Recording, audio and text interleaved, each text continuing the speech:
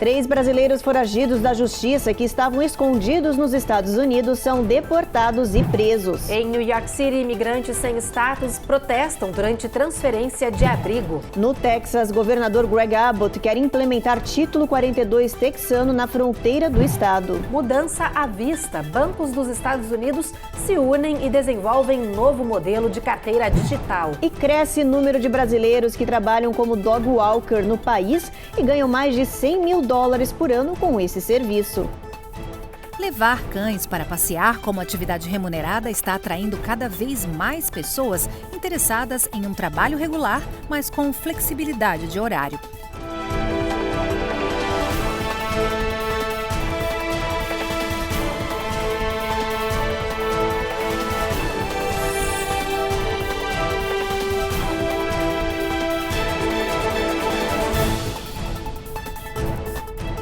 Olá, muito boa noite. Boa noite. 3 brasileiros que eram foragidos da Justiça do Brasil e que estavam escondidos aqui nos Estados Unidos foram presos. A Polícia Federal Brasileira informou que prendeu o trio logo que eles chegaram ao Brasil, depois de serem deportados pelo governo norte-americano. Pois é, olha, o voo com centenas de deportados aconteceu na última sexta-feira e a aeronave pousou em Belo Horizonte. Esse foi o primeiro voo com brasileiros deportados do ano de 2023. A polícia não citou o nome dos brasileiros presos, mas confirmou que eles tinham mandados de prisão expedidos em Santa Catarina, Rondônia e também Minas Gerais. Entre os crimes pelos quais eles foram condenados estão tráfico de drogas, estupro de vulneráveis e homicídio qualificado. De acordo com as investigações, os 3 não tinham ligações e foram presos pela Polícia de Imigração aqui nos Estados Unidos. Segundo o governo norte-americano, todos os 3 estavam aqui no país em situação ilegal. Agora,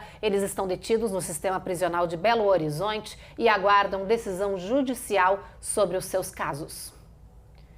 E em New York, o final de semana foi de confusão. Os imigrantes que estavam abrigados temporariamente em um hotel em Manhattan se recusaram a deixar o local para serem levados a um abrigo temporário. Pois é, olha, os indocumentados alegam que o novo prédio no terminal do Cruzeiro do Brooklyn não oferece as condições que o hotel oferece. A Carolina Camargo tem todas essas informações.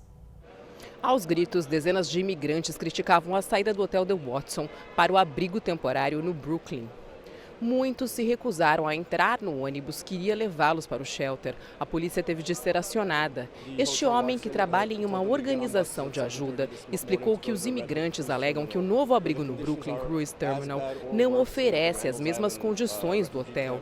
As camas estão uma do lado da outra. Os banheiros são de difícil acesso. A comida é servida em horários bastante restritos e faz frio dentro do prédio.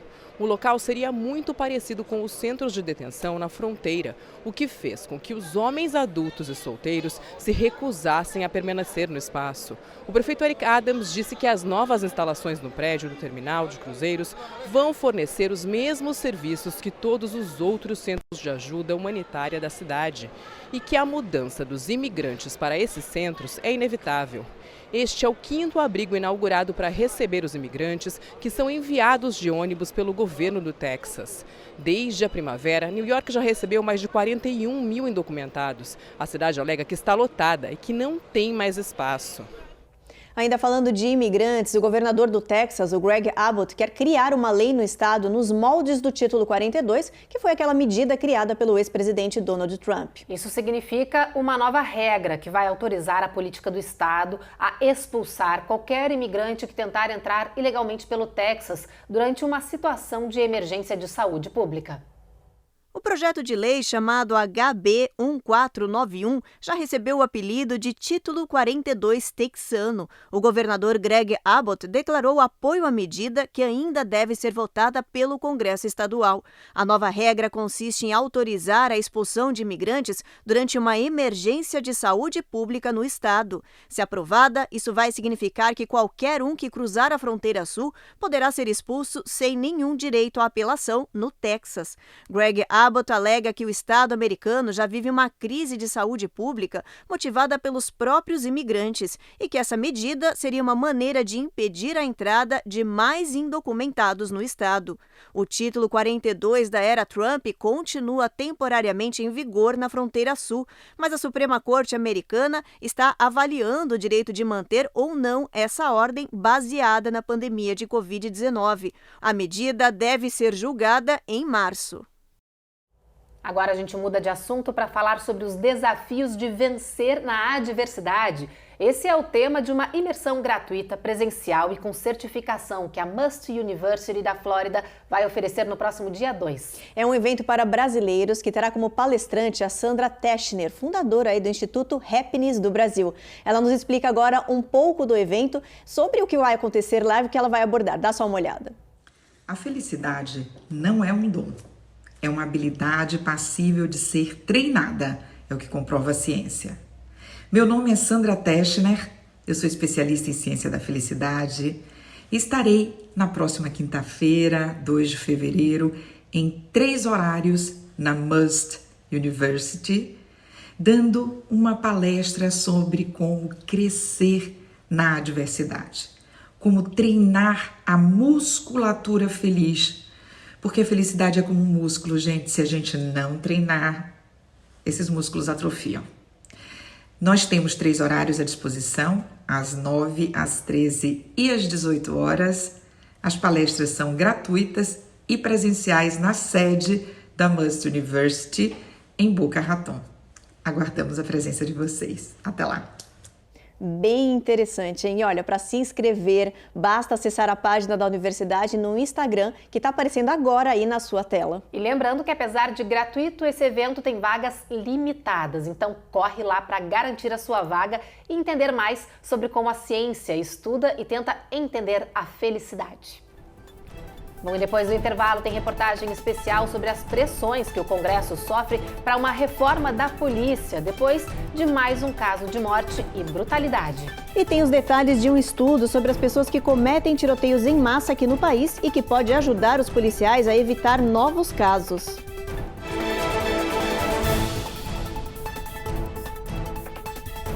Américas no ar. Oferecimento Rejuve Shep. Melhore agora sua qualidade de vida. Perm Shield. Precisando construir ou reformar seu ambiente? Temos o piso ideal para você. Acesse permshield.com.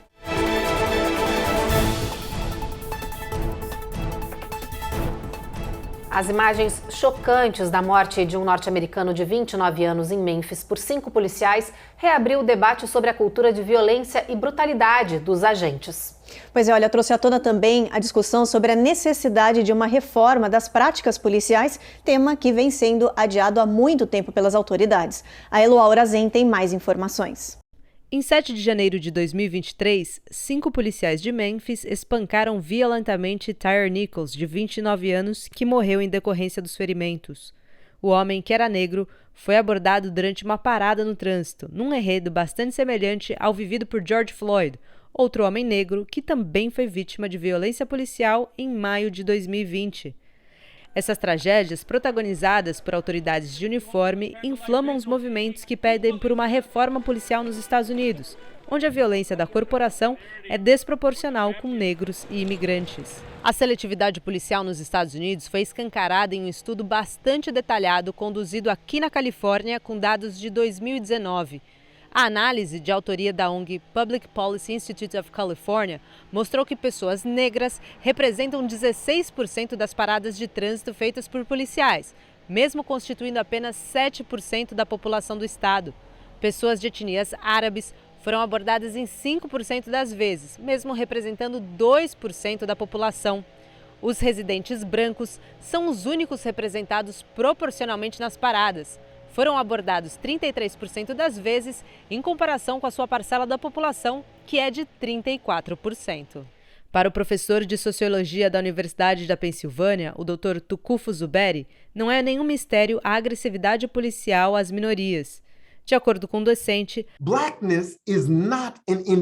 a negritude não é uma identidade individual, é um status social compartilhado, é uma resposta da sociedade a você.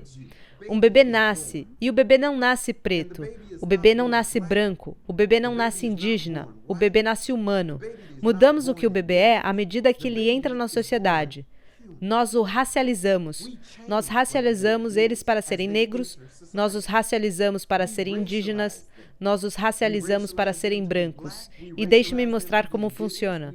Só porque você é branco em São Paulo, não significa que você vai ser branco em Nova York.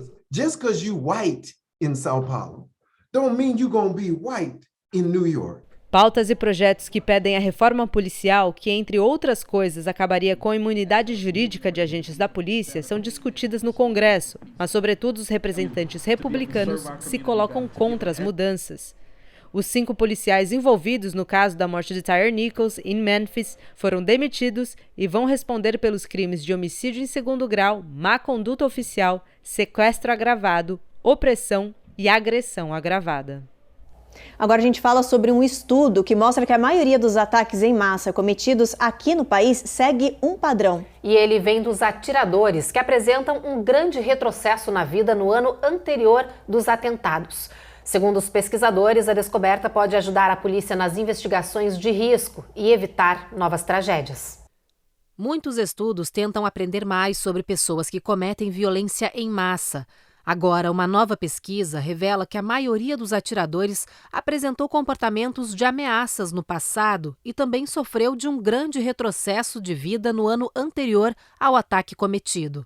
As descobertas foram feitas pelo Centro Nacional de Avaliação de Ameaças do Serviço Secreto dos Estados Unidos. Foram revisados 173 tiroteios em massa que aconteceram entre 2016 e 2020. A maioria dos atiradores era de homens brancos e quase metade tinham um histórico de violência doméstica e comportamentos misóginos. Em 75% dos ataques, as armas foram adquiridas legalmente. O Centro Nacional de Avaliação de Ameaças diz que os membros da comunidade devem relatar comportamentos que causem preocupação com sua segurança e a de outros. Assim, um alerta já é acionado para que tal pessoa possa ser investigada. De acordo com a Gun Violence Archive, só no ano de 2023, o país já contabiliza 49 tiroteios em massa. Na semana passada, Joe Biden voltou a pressionar o Congresso para uma reforma de armas. Um levantamento mostra que hoje existem 120 armas para cada 100 moradores do país, o que significa que existem 393 milhões de armas em posse civil. Estudos também mostram que de 1990 a 2022, mais de 1 milhão de pessoas morreram por causa de armas de fogo nos Estados Unidos. A mortalidade cresceu em quase todos os grupos demográficos, mas substancialmente na comunidade negra. A taxa de homicídios por arma de fogo entre jovens negros é de 142 mortes para cada 100 mil pessoas com idade entre 20 e 24 anos, um número 10 vezes superior à taxa geral de 2021. Não existe um único perfil de um atirador ou quem irá se tornar um homicida, mas existem estudos identificando características compartilhadas por uma grande parcela dos autores desse tipo de atentado. Estudos científicos internacionais feitos com base na análise do perfil de dezenas de atiradores no mundo, no entanto, trazem conclusões intrigantes. Na maioria dos casos, não havia sinal de psicopatia nos atiradores, o que leva os pesquisadores a acreditarem que experiências de vida como traumas, abusos ou outros fatores sociais possam desenvolver um comportamento agressivo em uma pessoa sem sinais de doença mental. Em Minneapolis, um novo programa piloto pretende ajudar vítimas de tráfico sexual e outros abusos. Isso tudo graças a uma funcionária do governo que teve uma ideia. Ideia brilhante. Em 2021, ela percebeu que em muitos ambientes, o banheiro era o único espaço seguro onde uma vítima podia ter alguns minutos para poder respirar aliviada. Daí veio a ideia de instalar nos banheiros de centenas de edifícios um telefone que se conecta imediatamente ao Centro de Operações de Segurança da cidade. Nas bancadas também tem flyers com orientações sobre como denunciar abusadores. As instruções estão aí em vários idiomas. Thomas. Desde o lançamento desse projeto, em outubro, já foram recebidas 17 ligações. Os espaços seguros com telefones para denúncias também existem nos banheiros masculinos. Até agora, o projeto abrange prédios públicos, como, por exemplo, centros governamentais e a Biblioteca Municipal. Mas a ideia é expandir em breve e chegar principalmente em locais mais vulneráveis aí da cidade. Uma ótima ideia, né, Evelyn? Isso aí. E olha, no próximo bloco a gente fala sobre as iniciativas de 7 dos principais bancos do país para implementar novos serviços de carteira eletrônica. E tem reportagem sobre mais um alerta preocupante, uma queda considerável no número de trabalhos voluntários aqui no país.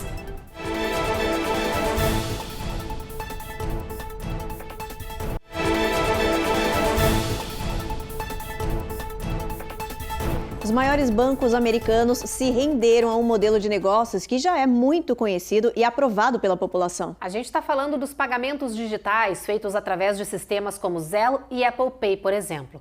As instituições financeiras anunciaram que vão lançar seus próprios modelos. E quem nos conta todos os detalhes é a repórter Carla Marinho. De acordo com o relatório divulgado pelo Wall Street Journal, 7 bancos, entre eles gigantes como o Bank of America, Wells Fargo, JP Morgan Chase e Capital One Financial, se uniram para desenvolver uma carteira digital que permitirá que os compradores paguem nos checkouts online das lojas. O sistema é o mesmo usado pela Apple, Google Wallet e PayPal. Os grandes bancos vão entrar na disputa por uma fatia considerável do mercado atualmente dominado pelas 3 concorrentes.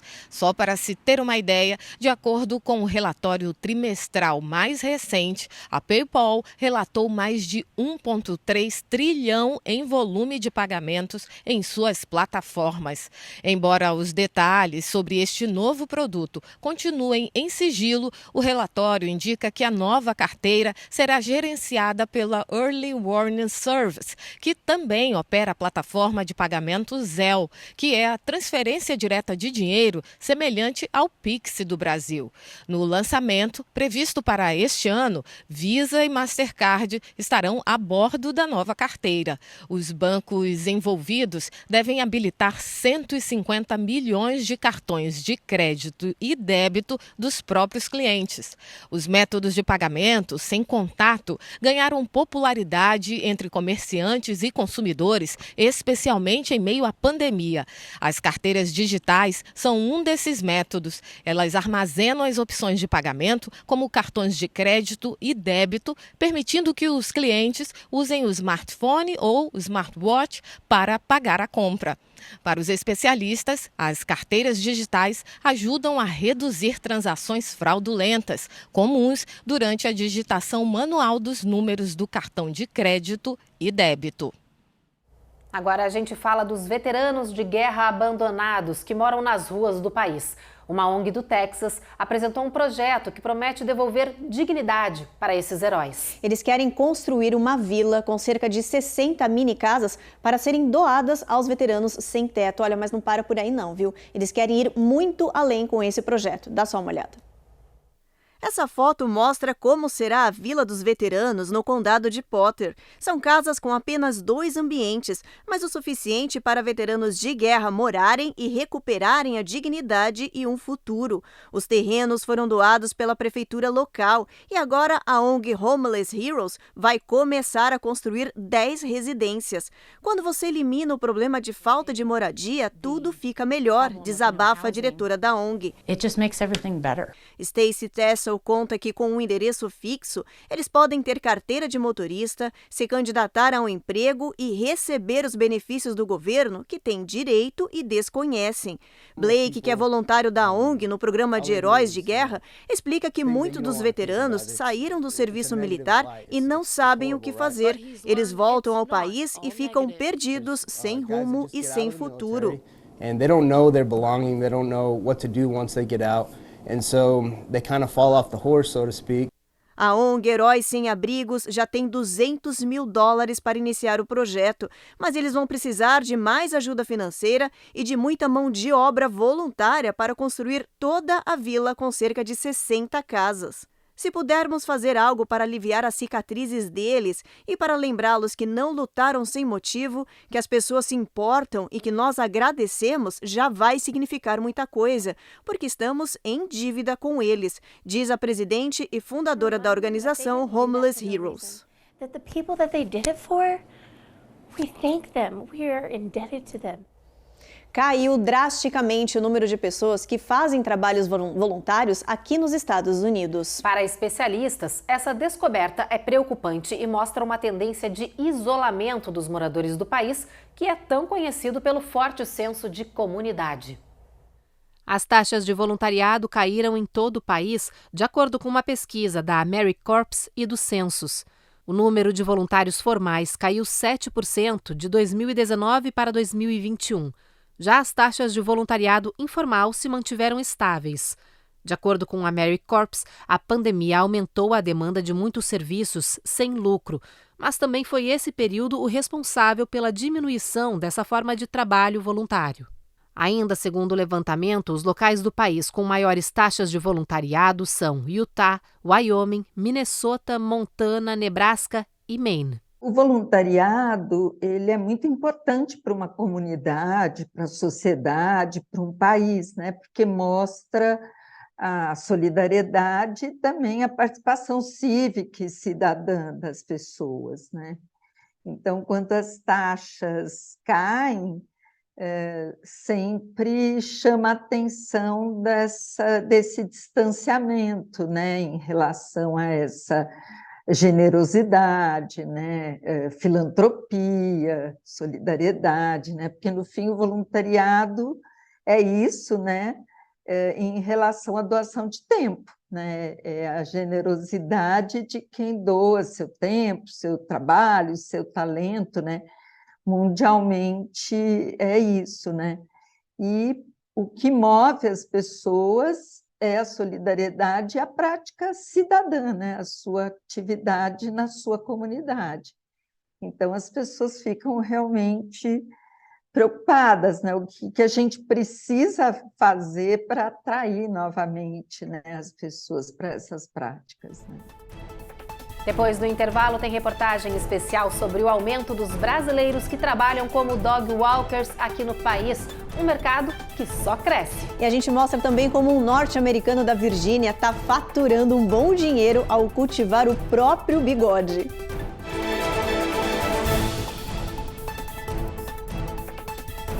Américas no Ar.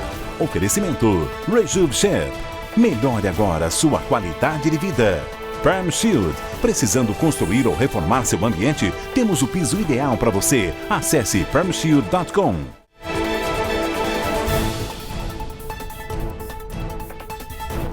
Já pensou em se tornar um dog walker? Essa profissão estourou durante a pandemia e tem gente que está chegando a ganhar até $100 mil por ano. Já pensou? Olha, essa atividade cresceu principalmente na comunidade brasileira e agora, mesmo com o fim das restrições da pandemia, muita gente continua se dando bem, como mostra a Giovanna Locatelli. Levar cães para passear como atividade remunerada está atraindo cada vez mais pessoas interessadas em um trabalho regular, mas com flexibilidade de horário. E o momento é lucrativo para os dog walkers. O aumento do número de pessoas com pet, somado ao crescimento do setor, transformou a atividade que era um hobby em um negócio rentável. E este setor pode crescer ainda mais. Segundo a Sociedade Americana de Prevenção à Crueldade contra Animais, 25 milhões de famílias americanas, uma em cada 5, adquiriram um cão ou um gato durante a pandemia. E agora, de volta ao trabalho, precisa de alguém para passear com esses animais. E Débora viu aí uma oportunidade. Há 2 anos ela começou a trabalhar como babá de cachorro nas horas vagas para ganhar um dinheirinho extra. Com o tempo, os clientes começaram a pedir que ela também os levasse para passear.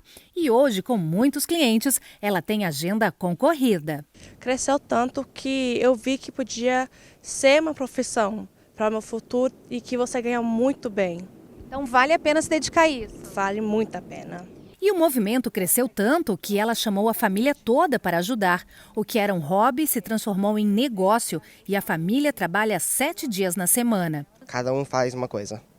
A mãe, Michele, conta que esta nova profissão mudou a vida de toda a família e faz planos para o futuro. Creio que essa profissão está crescendo muito, né? É algo que nós brasileiros estamos descobrindo. E hoje a gente vê que mudou o rumo todo da família. É algo que eu tenho sonhado muito. Quero fazer um hotel de cachorrinho, porque meu marido hoje ele tem a tarefa dele, ele trabalha junto. Então é uma equipe completa, trabalhando com amor, dedicação. Agora, olha só essa notícia. Cientistas criaram um robô que consegue derreter e depois voltar à forma original em segundos. Ele pode atravessar grades, por exemplo. Viu? Pois é, a vida copiando a ficção científica. Quem não se lembra dessa cena do filme do Exterminador do Futuro, quando o ciborgue fica líquido e atravessa uma grade? Olha só. As imagens mostram um robô no formato de Lego preso atrás de grades. Em segundos, ele passa do estado sólido para o estado líquido sozinho e escapa da gaiola. Logo depois, recupera a forma original, igualzinho ao filme Exterminador do Futuro 2. O material usado no robô é chamado MPTM, que significa Material de Transição de Fase Magnetoativa. Ou seja, um campo magnético induz corrente elétrica dentro do robô que faz com que ele saia do estado sólido para o líquido. Os pesquisadores dizem que esse material terá muita utilidade médica no futuro, mas por enquanto a reação das pessoas foi lembrar mesmo do filme de ficção científica. Hora da nossa previsão do tempo. Vamos dar uma olhadinha como é que vai estar o clima? Vamos lá? Olha, Boston, tempo encoberto, sol entre nuvens, mínima de 18, encoberto também em Nova York, chuva em Washington, mínima de 39. Na Flórida, sol em Orlando, tempo encoberto em Miami, 79 em Miami, mínima de 71 nessa região. Em Dallas, chuva, Houston também chuva, mínima de 28 em Dallas, máxima de 31, Evelyn. Agora a gente vê como é que vai ficar o tempo em Seattle, no estado de Washington. Muita nuvem, gente, máxima não passa aí dos 39. Já na Califórnia, em São Francisco e Los Angeles, tempo bem diferente entre essas duas regiões. Encoberto em São Francisco e sol brilhando bastante em Los Angeles, máxima de 64. Em Las Vegas, ali em Nevada, a máxima pode chegar a 53 e a mínima, bem friozinho, 33. E tem mais alerta sobre o clima aqui no nosso país, gente. Olha, mais de 25 milhões de pessoas estão em risco por causa de uma tempestade de inverno. Pois é, olha, Texas, Illinois deve receber aí chuva forte e neve nos próximos dias por causa da interação de uma massa de ar ártico e umidade. Essas condições vão também empurrar uma onda de frio para cidades da região central do país, que devem registrar temperaturas negativas congelantes nesta semana. Chuvas fortes também estão previstas para Mississippi, Tennessee e Ohio. Então, gente, atenção em todas essas regiões aí, viu? Prestar bastante atenção, ficou alerta, né? Muita atenção. E olha, mudando de assunto, agora a gente mostra o que anda bombando na internet aqui no país. E o nome da vez é Bob Baker, um morador da Virgínia que tem um bigode tanto, né? Pois é, e ele tá ficando famoso por causa desse bigode e dos prêmios que ele tá ganhando por cultivar essa característica. Olha só.